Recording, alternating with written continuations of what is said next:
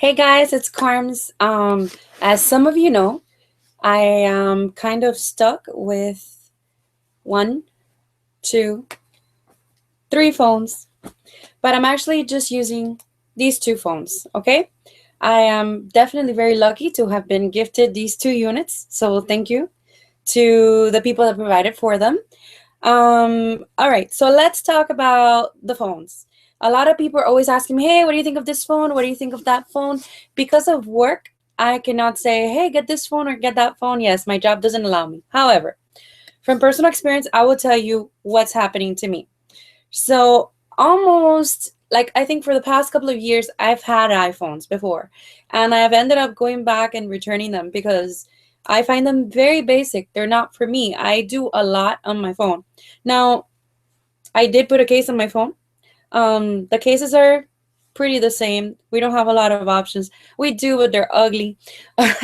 So I got this D3O Tech 21 case that you can drop from 6 feet and it absorbs the shock. So if you guys are buying any high-end smartphones, I highly recommend these cases. They look pretty soft, right? But it's a special material that when it hits, it gets impact, it absorbs the shock, and it's awesome. They also sell the screen protectors by Tech 21. You can find them at almost any T-Mobile store and also the Apple store. They have them for Galaxies, they have them for iPhones, they have them for LG, they have them for several phones. Anyway, awesome cases, okay? What I like the most is that the cases are see-through, so you can still see the color of the phone. It doesn't look so pretty on the rose gold iPhone, which, as you can see, it doesn't look very rosy unless it's like in daylight. I'm under a yellow light, and basically, yeah, it looks like a regular silver phone. It is a beautiful phone, very feminine, but again, once you put this case on it, it just becomes a practical phone. So for me as a girl, I think if I ever go out at night clubbing or whatever, I'll take it without a case and I'll just stick it in my clutch. Maybe guys want to put it in their pockets. I don't recommend phones without cases unless you have 700 bucks available to probably get another phone, because they tend to get lost, and because they're lighter, they tend to slip, and then you crack them. You have to pay $175 fee if you have insurance, or you're stuck. So anyway, back to talking about phones. I just got out of work. As you can see, I am totally rocking my uniform still. I love my job, by the way, and I find this to be a lot of fun. But today has been really frustrating for me because I went for my Note 4, which was working fine. If you guys read the threads earlier, I am kind of struggling because I have a 7,000 message thread with for business, and it's really important. It's been going on for a while, of a business that I help run, and basically I can't delete it. I need to search this information, and it has to be available to me at all times. I've had customers come up to me and say, "Hey, I need these text messages. I need them. I need them. I need them." So I'm thinking, okay, well, I got an iPhone, so I can just move from Android. I downloaded the Move from Android app. I don't really need contacts. Everything's on Gmail. My photos are on Google Photos. So all I really needed were my messages, which were backed up on my Samsung account. But how do I get them into iPhone? Because at work we have these machines called Cellbrite, and we copy from one phone to the next, but it does not copy iPhone text messages into an iPhone or out of an iPhone for that matter. So completely useless for this kind of thing that I need. So this phone basically let me transfer some of the text messages. But this message with the big thread, the whole thing wouldn't transfer, so I stayed stuck. So I said, okay, forget it. I won't have all those messages on the iPhone. So now I have to carry both phones because the Samsung does have the whole message thread. It was super easy to transfer with Samsung Smart Switch. However, let me show you what happens. So let's talk about the Galaxy Note 5. Amazing phone, great shape, feels great in your hand. Now, it needs a case because you have glass front and back, and you drop this and it'll crack. So they're making beautiful phones, but they're not durable for like a real everyday user. You have to take care of the phone like super duper, like I don't know. I like to throw my stuff around. I don't like to worry about the screen getting scratched. So I like phones with a really good screen that won't get scratched because I don't like screen protectors. I highly recommend them for most users, people that can live up with it. But I can't. I need to feel it smooth, shiny. Once you've felt the face of a phone so many times, like for me, I unpack phones all day long at work. I cannot, the feel of a screen protector just doesn't feel right. I like the naked feel of a phone. And my Note 4, I didn't even have it with a case. And I had it like that in my back pocket for since the day I got it, and all my phones are like that too. So this is probably a first time that I'm actually putting cases on my phones. I sell them all the time. I know how good they are.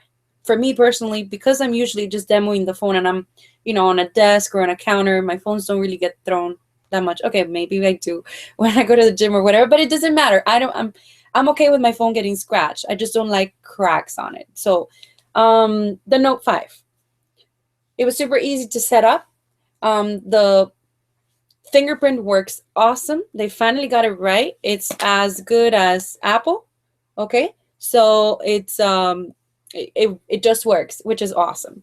Yeah, that it just works is an Apple phrase, but trust me, yes, I like it when things just work, no drama. One thing I would like for Android to have is I want Android to have no drama. I know that ultimately we are beta testers for Android, right? Because if you get an Android, you know that we're always going to have the latest technology, and the cost of that is, hey, sometimes things are not going to work, and I'm fine with that. What I'm not fine with is something that was working, like my 7,000 text messages were working fine in my Note 4, and now I changed to my Note 5. And when I try, I'll show you right here. When I go to my, hold on, let's just go to that one text. When I go to this one text message that I have right here with, well, you can't see it. With this person, you can't see it because nothing is loading. All right, so it takes forever. This is not going to show because I don't have the right light here. Basically, it doesn't let me open. See, how can I show you?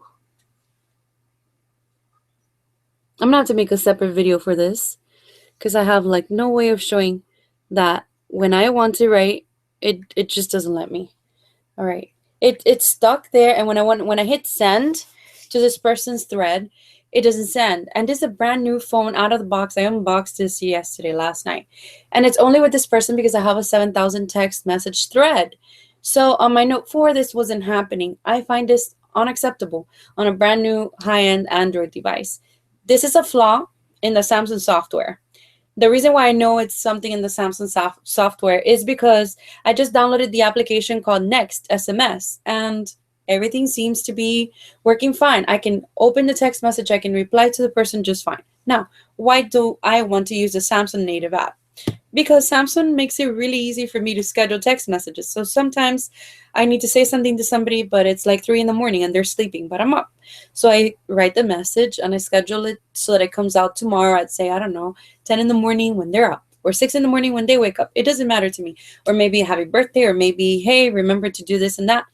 I think that's a great feature. And I love the Samsung messaging app for that. And I don't really like to download extra things on my phone. I like to use my phone's stock, unless the stock is really horrible and I find something completely awesome. But if you know me and you've been following me for a couple of years, you know that I don't root my phones and I try to keep them as they come.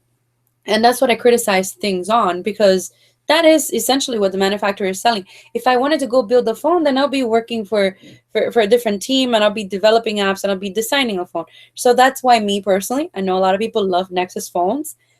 I don't have time to sit there and search in the App Store for a camera that has all the features that my Samsung comes with. And everybody's like, oh, but what are you talking about? Like, it's the tiny little things that, for example, earlier I was on the iPhone trying to share a post to Google Plus. Oh my gosh, I wanted to kill myself. Okay, I never want to kill myself, but I was like, because it was just a matter of trying to post something. And so I hit share, is posting, and then it goes all the way up to 100% loading the image. Are you kidding? On my Galaxy, on my Android, I just hit share, post, and that's it. It's posted. End of story. I don't get anything else. So in the iPhone, I actually have to wait till it fully loads, 98%, and then it says, congrats, success, your post is, your picture was posted or whatever. Then I have to press okay, because otherwise that pop-up box won't leave. And I'm like, are you kidding me? iPhone, speed dial. I use my speed dial. I use my speed dial on my Android because when I'm driving, I don't have time to sit there and like dial a phone number. I just press and hold 7 and I know who I'm talking to.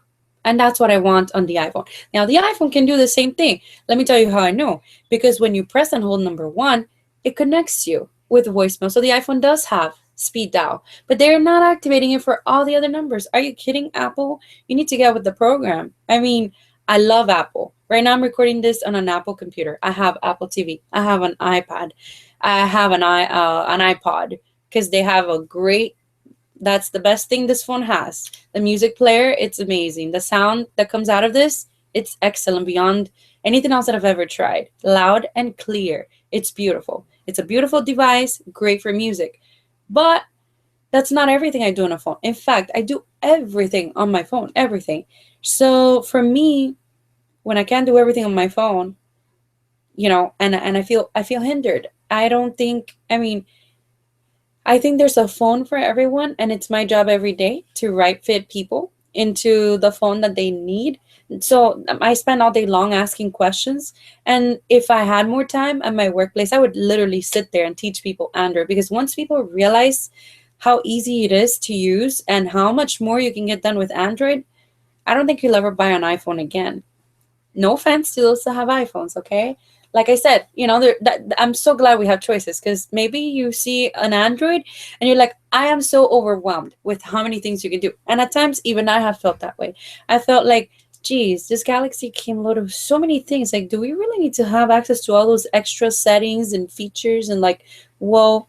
So now let's talk a little bit about the Galaxy Note 5. From the top, I hate that you guys can't see my screen. What can I do so you could see it? Oh, a little better, maybe? Darken it? Okay. A little bit. All right. So basically, from the drop down notification screen, I used to be able to tap up here and the rest of my tiles will come up. Now I can only see a few of them. Why would Samsung take that away? That was so convenient. I mean, I had so many things there that I needed to use, like shortcuts. I cannot disable multi-window anymore. But if I don't want multi-window, I'm in the middle of a conversation and all of a sudden I make a movement and now I have my phone call screen really tiny and I have other things popping up. Like, I want to be able to disable that and I can't. So even though the Note 5 takes great pictures and it has great features, you know, I am missing these tiny little things that they have changed, and unfortunately I wish they hadn't, along with what everybody else already knows, such as no SD card, no removable battery. Removable battery actually comes in handy many times when we're troubleshooting a phone. Sometimes we really need to power it off, and with a phone that has no removable battery, we have to wait till it dies, so we have to force it to turn off, and sometimes it doesn't work, and we have to end up swapping out the whole unit just because we couldn't do that tiny power cycle, which is basic troubleshooting. So maybe, I don't know, maybe the manufacturer will learn um, what a design flaw this is. Now, since it's such a great design flaw, you're probably thinking, Carms, why isn't that a problem with the iPhone? Well, the iPhone is the same story. Once they can't fix the phone, they can't do anything else to the phone, they just swap it out for a different one. They're used to this. This is how they started. This is how they are. But are people really ready? If you were to lose your phone today, if your phone were to die today, would you be ready to recover all your data, all your text messages, everything? Would everything really come back the way you had it? So I feel that on Android, I would get more of something like that. On iPhone, it's more like you had to really back things up. You had to buy extra space on iCloud. So anyway, I could go on for days talking about this. So the 3D touch, I tried it tonight with my coworkers, and it's pretty cool. But you also have to press hard. Otherwise, if you don't press hard enough, um, the icons start shaking because they think you're gonna erase them. But yeah, it's pretty neat. Other than that, the camera, the live pictures. Okay, so live pictures, if you've ever had an HTC phone, which I currently have, and I've had them before, you know that Zoe is the same thing as live pictures, and HTC's had this for, I don't know, since the what, M7, M8? We've had it for like 2, 3 years. So I am kind of upset that Apple is calling it live pictures and making it seem like it's brand new. But Apple tends to do this. They grab a great idea, they rename it, they market it really well, like only Apple can do, and boom, people. All of a sudden now on Instagram, you see these live photos popping up, and people are like, oh, doing leaves in the air and just doing things, and it's like, okay, it's cute. So I can see that as an upcoming trend, and I can see people getting into this. Anyway, I hate that they come up with stuff that already exists, and then just call it theirs. But I'm sorry, I'm like rambling. I'm really frustrated because I've had a rough day carrying around two gigantic phones, not in my pocket because they've been in the drawer in and out, but I'm afraid somebody just takes them because I have two. Usually I just carry one in my pocket and that's it. But yeah, I'm frustrated. Another thing that I'm frustrated with is Siri. Hi Siri, can you call Nordstrom at Dayland? Let me call Dylan. And I'm like, what? Is my accent that bad that Siri can't understand? Okay, Google, call Nordstrom at Dayland. And oh, look at that. It answered already. And pretty much it just does. Google just works. It listens every time, navigate to such direction. It takes you there. I love it.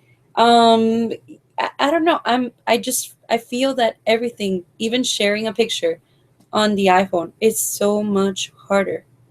Searching within your text messages, it's impossible in an iPhone. Like I can't just um type in the search box the word that I'm looking for. I'm used to that in my Galaxy. So in other words, guys, I'm gonna have this iPhone, but I can't really for 30 days use this as I love you, the person that hooked it up. I love you.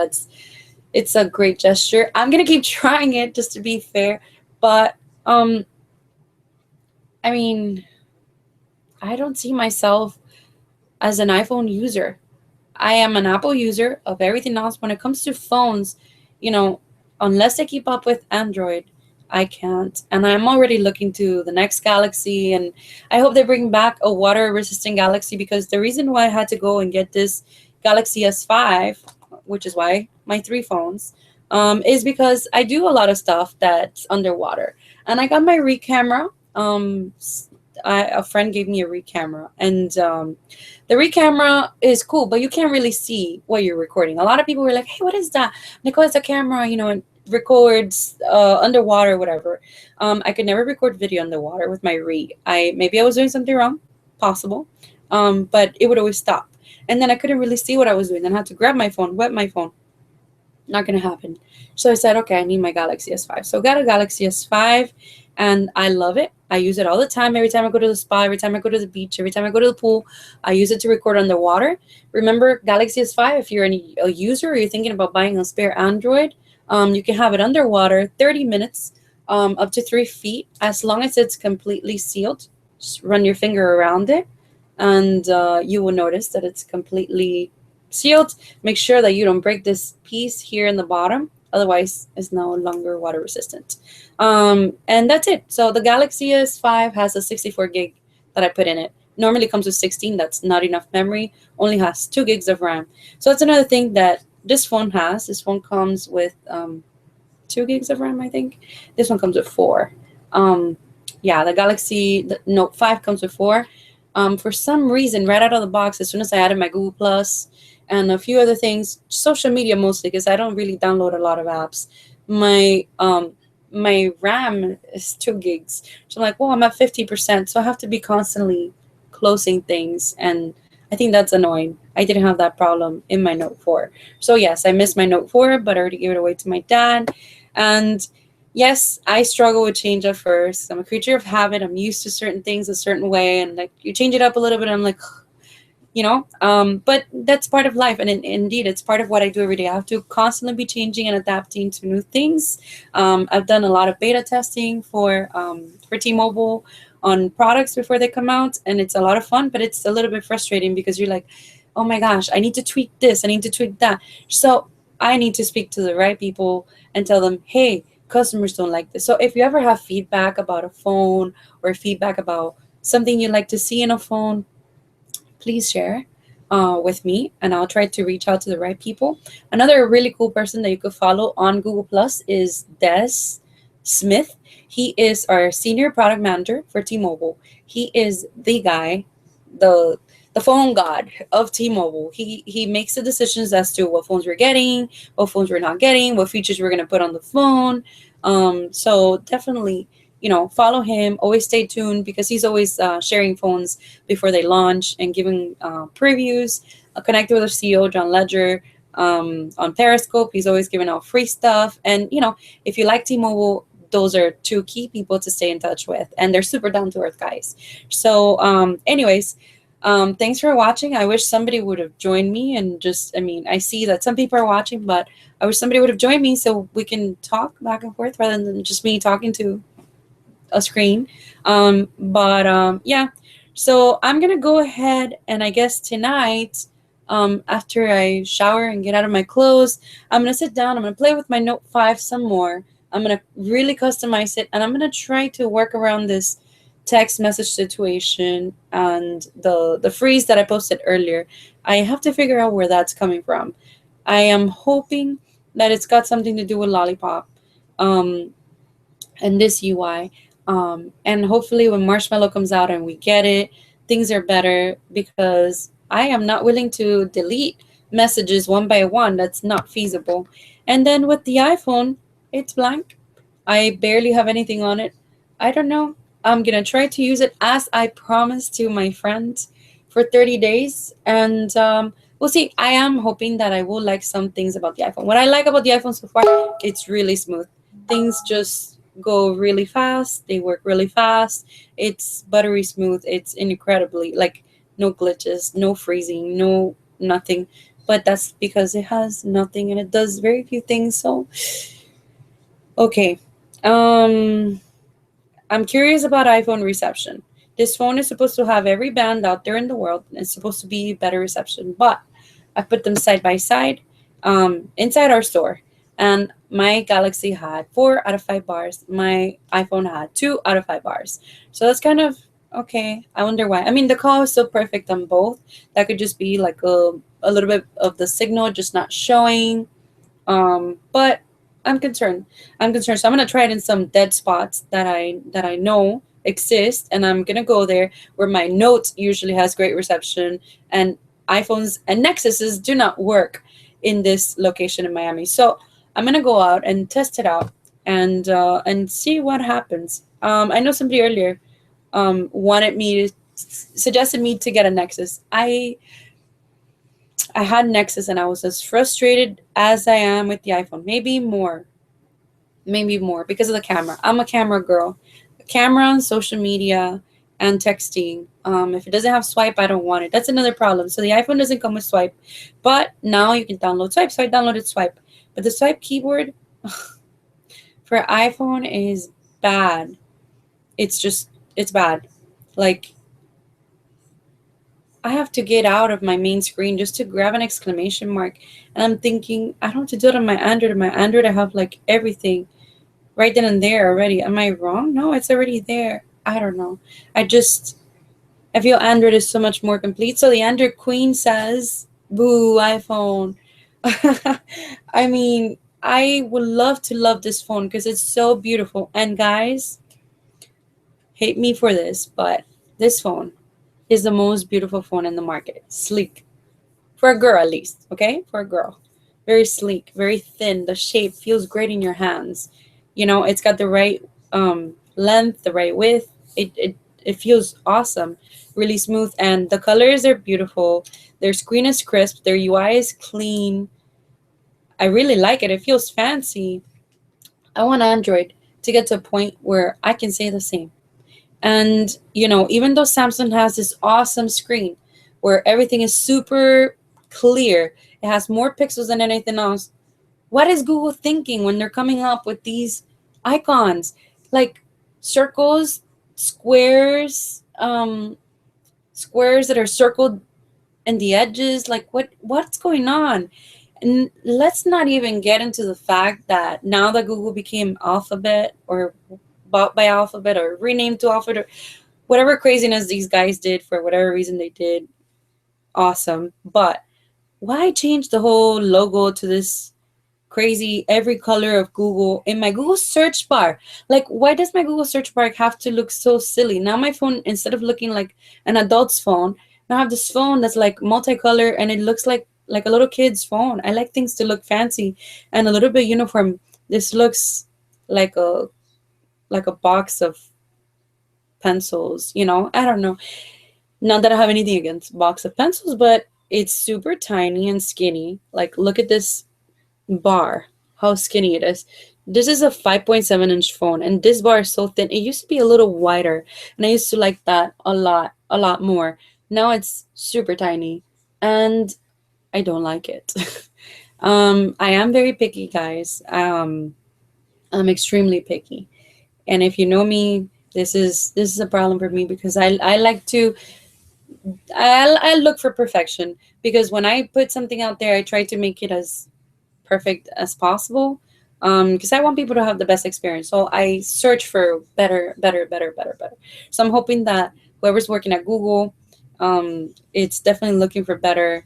And I don't know what kind of audience they're looking to reel in when they're putting every color of Google on the Google search bar, which I don't think it was necessary to do. But maybe I should go and work for Google, right? And tell them, hey, this is how Android should look. You know, I've spoken with thousands of people in my life and they can share the sentiments or not. Maybe they're like, Carms, no, you're too cool for us. Sorry, can't work here.